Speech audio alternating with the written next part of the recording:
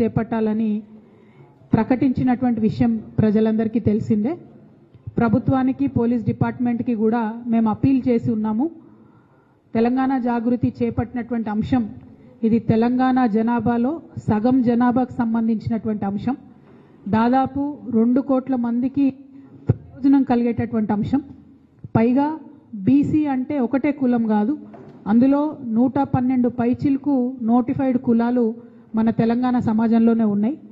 మరి ప్రతిరోజు 40 మందికి మాట్లాడే అవకాశం ఇచ్చినా కూడా 3 రోజులు కనీసంగా అన్ని కమ్యూనిటీసు తమ తమ బాధలను, తమకున్నటువంటి సమస్యలను, రిజర్వేషన్ రావడం వల్ల మాకేం లాభం జరుగుతుంది అనేటటువంటి అంశాలను కూడా చెప్పేటటువంటి ఆస్కారం ఉంటుంది. కాబట్టి 72 గంటల పాటు నిరంతరాయంగా ఈ కార్యక్రమాన్ని కొనసాగించాలనేటటువంటి ఒక మహత్తరమైన సంకల్పంతో ప్రభుత్వాన్ని మేము పర్మిషన్ అడగడం జరిగింది. తెలంగాణ యునైటెడ్ పూలే ఫ్రంట్ అట్లానే తెలంగాణ జాగృతి ఇద్దరం కలిసి కూడా ఈ ప్రకటన చేసి ఉన్నాము. మరి అన్ని కుల సంఘాల మద్దతుతో చేస్తున్నటువంటి ఈ కార్యక్రమానికి ప్రభుత్వం ఇప్పటి వరకు కూడా పర్మిషన్ విషయంలో స్పష్టత ఇవ్వలేదు. పర్మిషన్ ఇవ్వకపోగా మేము కోర్టుకు వెళ్ళినాం. మరి కోర్టులో రేపు లంచ్ మోషన్లో కోర్టు అవకాశం ఇచ్చింది కాబట్టి మరి కోర్టు అన్నా కనీసం మా పక్షాన నిలబడుతుందని మేము భావిస్తూ ఉన్నాం. ఎందుకంటే తెలంగాణ జాగృతి బ్యాక్గ్రౌండ్ మీరు చెక్ చేస్తే 13 సంవత్సరాల క్రితం అంబేద్కర్ గారి విగ్రహం అసెంబ్లీలో పెట్టాలని 48 గంటలు దీక్ష చేసినటువంటి సందర్భాన్ని కూడా మీరు గమనించాలి. అదేవిధంగా ఎప్పుడు తెలంగాణ జాగృతి పక్షాన ఏ కార్యక్రమం చేసినా శాంతియుతంగా చేసినాం. ఎక్కడా కూడా ప్రభుత్వం కానీ కోర్టు కానీ ఇచ్చినటువంటి గైడ్ లైన్స్ని మేము వైలేషన్ లేకుండా చేయడం జరిగింది. కాబట్టి ప్రభుత్వం సానుకూల దృక్పథంతో మాకు అవకాశం ఇవ్వాలని చెప్పి మళ్ళీ ఒకసారి డిమాండ్ చేస్తూ ఉన్నాం. ఎందుకంటే మీరు చివరి మినిట్లో పర్మిషన్ ఇచ్చి కన్ఫ్యూజన్ చేస్తే రాష్ట్ర వ్యాప్తంగా అన్ని జిల్లాల నుంచి కూడా ప్రతి కుల సంఘం వాళ్ళు తరలి వస్తామని మెసేజ్లు పంపుతూ ఉన్నారు. కాబట్టి వారికి ఇబ్బంది అవుతుంది, ఆర్గనైజ్ చేస్తున్న మాకు ఇబ్బంది అవుతుంది, మేనేజ్ చేసేటటువంటి పోలీస్ వాళ్ళకు కూడా ఇబ్బంది అవుతుంది. కాబట్టి ఒక స్పష్టమైన ప్రకటన ఇచ్చి మాకు తక్షణమే పర్మిషన్ ఇవ్వాలని చెప్పి మేము మళ్ళీ ఒకసారి ప్రభుత్వాన్ని డిమాండ్ చేస్తూ ఉన్నాం. 72 గంటలు నీళ్లు తాగకుండా, అన్నం తినకుండా మేము అనేక మందిని కూడా దీక్ష కూర్చుంటాం. కాబట్టి మద్దతు ఇవ్వాలి. ఇది గాంధేయ మార్గంలో చేసేటటువంటి దీక్ష, బీసీల సమస్యలను ప్రపంచం ముందు హైలైట్ చేసేటటువంటి దీక్ష. కాబట్టి పర్మిషన్ ఇవ్వాలని ప్రభుత్వాన్ని నేను మరొకసారి డిమాండ్ చేస్తూ యునైటెడ్ పూలే ఫ్రంట్ కో కన్వీనరు, కోఆర్డినేటరు ఆలకుంట హరి గారిని మాట్లాడవలసిన కోరుతున్నాను.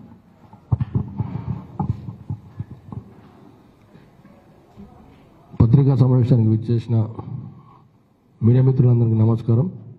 అదే నాకు మాట్లాడే అవకాశం ఇచ్చిన కవితక్క గారికి ప్రత్యేక ధన్యవాదాలు తెలుపుతూ, శాంతియుతంగా బీసీల కోసం 72 గంటల దీక్ష చేయడానికి సిద్ధమైన కవితక్కకు ఈరోజు పోలీస్ డిపార్ట్మెంట్ వారు పర్మిషన్ ఇవ్వడానికి వెనక ముందు అవుతున్నారు.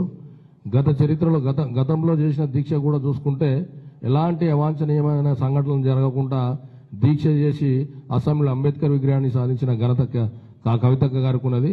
మహిళలకు సంబంధించిన దాంట్లో కూడా దీక్షలు చేసిరు. ఎలాంటి అవాంఛనీయ సంఘటనలు జరగలేదు. కాబట్టి బేషరతుగా ఈరోజు రాష్ట్ర ప్రభుత్వము ఖచ్చితంగా రేపు పర్మిషన్ ఇచ్చి దీక్ష చేసే అవకాశం కల్పిస్తుందని కోరుకుంటున్నాము. లేని పక్షంలో ఖచ్చితంగా కోర్టులు ఉన్నాయి, జడ్జిలు ఉన్నాయి. ఖచ్చితంగా వాళ్ళు ఇచ్చే వరకు కూడా మీరు తెచ్చుకుంటే బాగుండదని చెప్పేసి ఈ వీడియో ముఖంగా తెలియజేస్తున్నాను. Thank you. జై తెలంగాణ. మళ్ళీ ఒకసారి బీసీల పక్షాన మేము కోరుతా ఉన్నాం. అన్ని పార్టీలకు లేఖలు ఇవ్వడం జరిగింది. చాలామంది ప్రజా సంఘాల వాళ్ళు కూడా దీంట్లో పాల్గొంటారు. అట్లానే బీసీ కమ్యూనిటీలో ఉన్న మేధావులు, ప్రజాస్వామ్యానికి మద్దతుగా నిలిచేటటువంటి మేధావులు, నాయకులందరూ కూడా ఈ అంశం పట్ల సానుకూలంగా ఉన్నారు. కాబట్టి ఇవాళ కాంగ్రెస్ పార్టీ 42%లో ముస్లింల రిజర్వేషన్ ఉందా లేదా స్పష్టత ఇస్తలేదు. At the same time BJP party ఏమో ముస్లింల రిజర్వేషన్ ముస్లింలలో ఇంక్లూడెడ్ అయితే మేము పర్మిషన్ ఇవ్వమని చెప్పి వాళ్ళు చెప్తారు. అంటే ఇద్దరు కూడా నేను కొట్టినట్టు చేస్తాను, నువ్వు ఏడిచినట్టు చేయని కలిసికట్టుగా ఆడుతున్నటువంటి నాటకంగా మేము దీన్ని భావిస్తూ ఉన్నాం. వీరిద్దరి యొక్క అంశాలను కూడా ప్రజల ముందు మేము తేటతెల్లం చేయదలుచుకున్నాం. మేము ఈ దీక్ష ద్వారా సాధించాలనుకునేటటువంటి విషయం ఒక్కటే, కాంగ్రెస్ పార్టీ స్పష్టతనివ్వాలి. మీరు ఇచ్చినటువంటి 42% ఆర్డినెన్స్లో ముస్లిమ్స్ ఉన్నారా లేదా, మరి ముస్లిమ్స్ లేకపోతే ముస్లిం రిజర్వేషన్ గురించి మీరు ఏం చేయబోతా ఉన్నారు. 2, భారతీయ జనతా పార్టీ ఆర్డినెన్స్ అనేటటువంటిది ఒక కాన్స్టిట్యూషనల్ రైట్. ఆ రైట్ని మీరు ఎట్లా వయలేట్ చేస్తారు? ఎందుకు గవర్నర్ గారు ఇంకా సంతకం పెడతలేరు? రాష్ట్రపతి గారి దగ్గర బిల్లు పెండింగ్ ఉన్నది. ఆ బిల్లు విషయంలో ఎందుకు రేవంత్ రెడ్డి గారు సుప్రీంకోర్టుకు పోవడం లేదు? మరి రాహుల్ గాంధీ గారు చెప్పిండ్రు మేము బీసీలకు హక్కులు ఇస్తామని చెప్పే మీరు ఎందుకు ముందడుగు వేస్తలేరు అనేటటువంటి ప్రశ్నలకు సమాధానం రావడం కోసమే ఈ దీక్షను చేపట్టడం జరిగిందని కూడా ఈ సందర్భంగా మేము తెలియజేస్తా ఉన్నాము. Thank you. బీజేపీ వాళ్ళు ధర్నా చేసుడేందే కామెడీ కాకపోతే దొంగనే దొంగ దొంగ అన్నట్టుంది. గవర్నరే బీజేపీ, ఆయన సంతకం పెట్టాలి, ఆయన పెట్టకుండా బీసీలకు రావాల్సిన హక్కులు ఆపుతున్నాడు. ప్రెసిడెంట్ గారు కూడా కేంద్ర కేబినెట్ చెప్తే ఆవిడ సంతకం పెట్టాలి, కేంద్ర కేబినెట్ ప్రెసిడెంట్ గారికి చెప్పకుండా అక్కడ ఆపి పెడుతున్నారు. రెండు దగ్గరలో కూడా దోషి బీజేపీయే. అయినా కూడా ఉల్టా మళ్ళా వాళ్ళు ధర్నాలు చేసుడు, వాళ్ళు ఇది ప్రజలు గమనిస్తూ ఉన్నారు. నిజంగా కూడా చులకనైపోతున్నారు బీజేపీ నాయకులు. నేను రిక్వెస్ట్ చేస్తున్నా, కేంద్ర మంత్రులు ఉన్నారు ఇద్దరు, మీరు మీ ప్రభుత్వం మీద ఒత్తిడి తీసుకురండి, దయచేసి తెలంగాణ బీసీ బిల్లుని పాస్ చేయవలసిందిగా కోరుతా ఉన్నాం.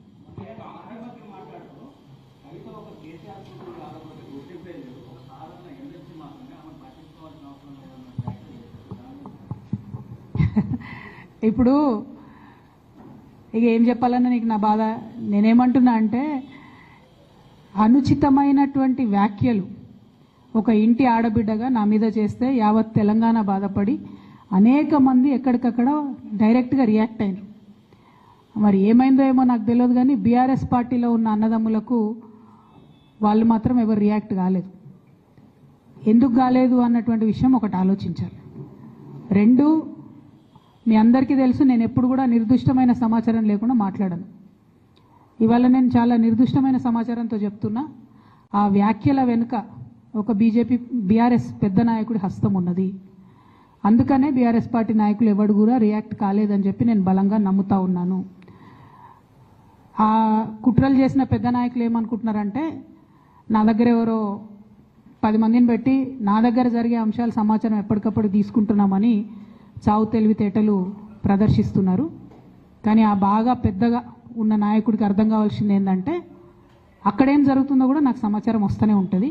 సో మీరు ఏ టైంలో ఎవరిని కలిశారు, నా మీద వ్యాఖ్యలు చేయడానికి మీరు ఎవరిని ప్రోత్సహించారు, మీరు ఎంత కింద స్థాయికి దిగజారి ఒక ఆడబిడ్డ మీద అటువంటి వ్యాఖ్యలు చేయించారు, ఇవన్నీ కూడా నేను చూస్తున్నా, గమనిస్తున్నా. నేను బలంగా కర్మ సిద్ధాంతాన్ని నమ్ముతున్నా. నేను మళ్ళీ చెప్తున్నా, ఇవాళ మీరు నన్ను ఒంటరి చేసి ఏదో చేయాలని అనుకోవచ్చు, నా మీద ఇటువంటి వ్యాఖ్యలు చేపించి శునకానందం పొందొచ్చు టెంపరీగా, కానీ దేవుడు అనేవాడు ఉన్నాడు. ఖచ్చితంగా అది మీకు తిరిగి కొట్టే సమయం వస్తుంది. ఒకటి. రెండు ఒక లిల్లీపుట్ నాయకుడు నల్గొండలో బీఆర్ఎస్ పార్టీని నాశనం చేసిన ఒక లిల్లీపుట్ నాయకుడు ఆమెవరు ఈమెవరు అని మా గురించి మాట్లాడుతూ ఉన్నారంటే మరి ఆయనకు ప్రోత్సాహం ఇస్తున్నది ఎవరో కూడా ప్రజలు ఆలోచించుకోవాలి. ఇవాళ నల్గొండ జిల్లాలో ఒక సీటు కూడా రాలే. ఆయన సీటు సావు తప్పి కన్నులొట్టవైన చందంగా చివరి నిమిషంలో అనుకోకుండా గెలిచినటువంటి సీటు. ఎన్నడూ ప్రజా ఉద్యమాలు చేయలే. కేసీఆర్ గారు లేకపోతే మరి నువ్వెవరు? అది కూడా ఆలోచించుకోవాలి కదా. కేసీఆర్ గారు లేకపోతే బీఆర్ఎస్ పార్టీలో ఉన్న ఏ నాయకుడైనా ఎవరు? ప్రజలకు మనందరినీ పరిచయం చేసింది కేసీఆర్ గారే కదా. మనలో మనం కన్ఫ్యూజన్ ఉన్నప్పుడు ఇష్టం వచ్చినట్టు మాట్లాడుకోవచ్చా? ఈ లిల్లీపుట్ నాయకుడు మాట్లాడంగానే ఇంకో చిన్న పిల్లగాడు నిన్నగాక మొన్న మా పార్టీలోకి వచ్చిన వాళ్ళు కూడా ఎటుపడతట్టు మాట్లాడు. అసలు ఎవరు మీరు? మీకు తెలంగాణ ఉద్యమంతో సంబంధం ఏంది? బీఆర్ఎస్ అధికారంలోకి వచ్చినాక బీఆర్ఎస్లోకి వచ్చి పదవులు పొంది ఉల్టా నా మీదనే మాట్లాడతారా మీరు? మేము ఉద్యమం చేసిందే మీ మీద కదా. చిన్న పిల్లగానిలా ఉండు బాబు. నువ్వు పెద్దవాళ్ళ విషయాల్లో తలదూర్చకు, తెలియని విషయాల్లో అసలే తలదూర్చకు. నీ వెనకాల చాలామంది ఉన్నారు అని అనుకుంటున్నావేమో. వాళ్ళ సంగతి కూడా ప్రజలకు వస్తుంది, తెలుస్తుంది. ఎప్పుడో ఒకసారి అన్నీ బయటపడతాయి. ఒక ఆవేదనతో చెప్తున్నా, నేను ఉట్టిగా చెప్తలేను. రాజకీయం చేయొచ్చు, కానీ ఇంత నీచంగా ఒక ఇంటి ఆడబిడ్డ మీద ఇటువంటి మాటలు మీరే అనిపించి స్పందించకుండా ఉంటారా? తెలంగాణ ప్రజలు ఊరుకోరు. నేను చెప్తున్నా.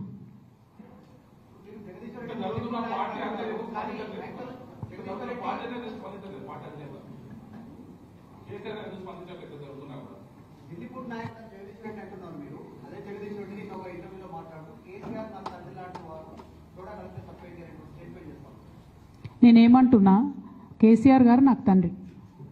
వారికి నేను అంతరంగికంగా రాసినటువంటి ఉత్తరాన్ని బయటపెట్టి మొత్తం పార్టీలో జరుగుతున్న అంశాలన్నీ బహిర్గతం చేసింది ఎవరు? ఇయాల ఆ అంశాలన్నీ బహిర్గతం చేసి నన్ను మాట్లాడడానికి ఫోర్స్ చేసి ఇప్పుడు మళ్ళీ దాని చుట్టూ ఇట్లాంటి డ్రామాలు ఆడుతున్నటువంటి వాళ్ళు ఎవరు ప్రజలకు కూడా తెలుస్తుంది తప్పకుండా. కానీ ఒక మన పార్టీకి సంబంధం లేని బీఆర్ఎస్ పార్టీకి సంబంధం లేనటువంటి వ్యక్తి చేత మన పార్టీ నాయకులే ఊతమిచ్చి నా మీద వ్యాఖ్యలు చేయించారనడానికి నా దగ్గర వందలాది ఆధారాలు ఉన్నాయి. ఖచ్చితంగా అది టైం వచ్చినప్పుడు బయటపడుతుంది, ప్రజలకు కూడా అర్థమవుతుంది. అయితే ఇంపార్టెంట్ ఇష్యూ ఇక్కడ బీసీల ఇష్యూ. దయచేసి రేపటి నుంచి ఖచ్చితంగా 72 గంటలు దీక్ష చేయాలనేటటువంటి ఉక్కు సంకల్పంతో మేమందరం ఉన్నాం. ప్రభుత్వాన్ని మళ్ళీ రిక్వెస్ట్ చేస్తూ ఉన్నాం, మీరు మాకు మా బాధను చెప్పుకునే అవకాశం ఇవ్వండి. మీరు కాంగ్రెస్ అంటే బీజేపీ, బీజేపీ అంటే కాంగ్రెస్ అని తూకిత్తా అని చెప్పి బీసీలకు అన్యాయం చేసే ప్రయత్నం దయచేసి చేయకండి. మాకు 72 గంటలు మాట్లాడే అవకాశం ఇవ్వండి. మేము అక్కడ కూర్చొని సత్యాగ్రహం చేస్తాం, మా బాధలు చెప్పుకుంటాం, అంతకుమించి మేము చేసేది ఏం లేదు. దానివల్ల కేంద్ర ప్రభుత్వంలో కదలిక వస్తే శాశ్వతంగా మన ముందు తరాల బీసీ బిడ్డలకు అందరికి కూడా లాభం జరుగుతుంది. ఆ అంశాలని దృష్టిలో పెట్టవలసింది నేను కోరుతా ఉన్నాను. అట్లానే నిన్నగాక మొన్న నా మీద విచిత్రమైన వ్యాఖ్యలు చేసినటువంటి వ్యక్తి కూడా రాష్ట్ర వ్యాప్తంగా ఉన్న నాయి బ్రాహ్మణులను కించపరిచే విధంగా మాట్లాడితే అన్ని జిల్లాల్లో ఉన్న నాయి బ్రాహ్మణ సోదరులు కూడా ఇవాళ అగ్గి రగులుతున్నటువంటి సంగతి కూడా మీకు తెలుసు. వాళ్ళు కూడా ముందుకు వస్తారు. రేపటి నాడు దీక్షల్లో కూడా వాళ్ళందరినీ కూడా పెద్ద ఎత్తున పాల్గొనేలాగా మేము ప్రోద్బలం చేస్తూ ఉన్నాము. అల్టిమేట్గా ప్రజాస్వామ్యంలో చాలా డీసెంట్గా మా నిరసన తెలియజేస్తాము. దానికి అవకాశం ఇవ్వాల్సిందిగా మళ్ళొకసారి డీజీపీ గారికి, ప్రభుత్వానికి నేను విజ్ఞప్తి చేస్తాను.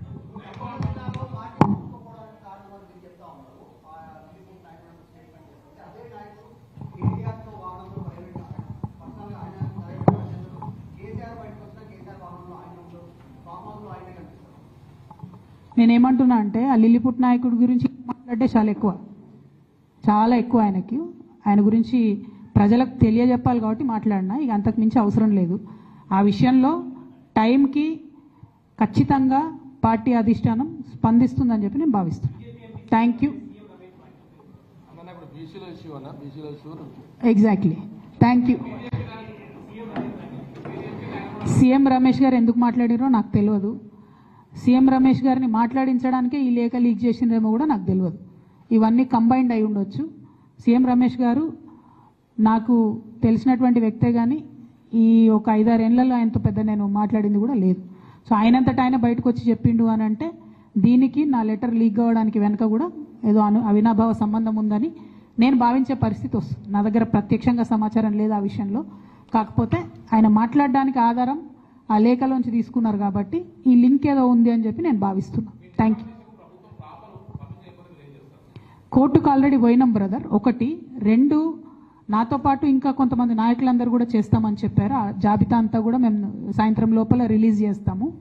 దాంతోపాటు ఒకవేళ కోర్టు పర్మిషన్ ఇవ్వకపోతే, ప్రభుత్వం పర్మిషన్ ఇవ్వకపోతే నన్ను ఎక్కడ ఉంచితే అక్కడ, అవసరమైతే ఇక్కడనే కూర్చొనైనా దీక్ష కంటిన్యూ చేస్తా, అందులో ఏం అనుమానం లేదు.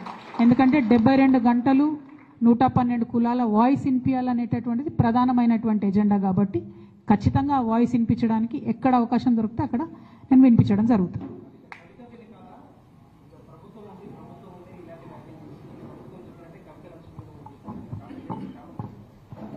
నేను అదే అంటున్నానే, మ్యాచ్ ఫిక్సింగ్ వాళ్ళకు అలవాటు, ఉద్యమంలో ద్రోహం చేసింది వాళ్ళకు అలవాటు.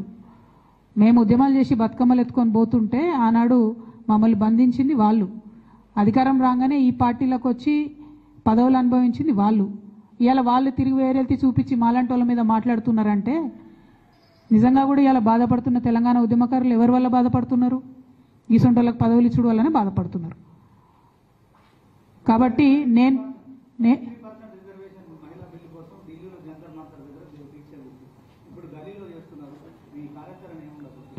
33% మహిళా బిల్లు కోసం దీక్ష చేసింది అది నేషనల్ పార్లమెంట్ అండ్ అసెంబ్లీస్లో కావాలని చేసినాం కాబట్టి ఆనాడు ఢిల్లీలో చేసినామండి.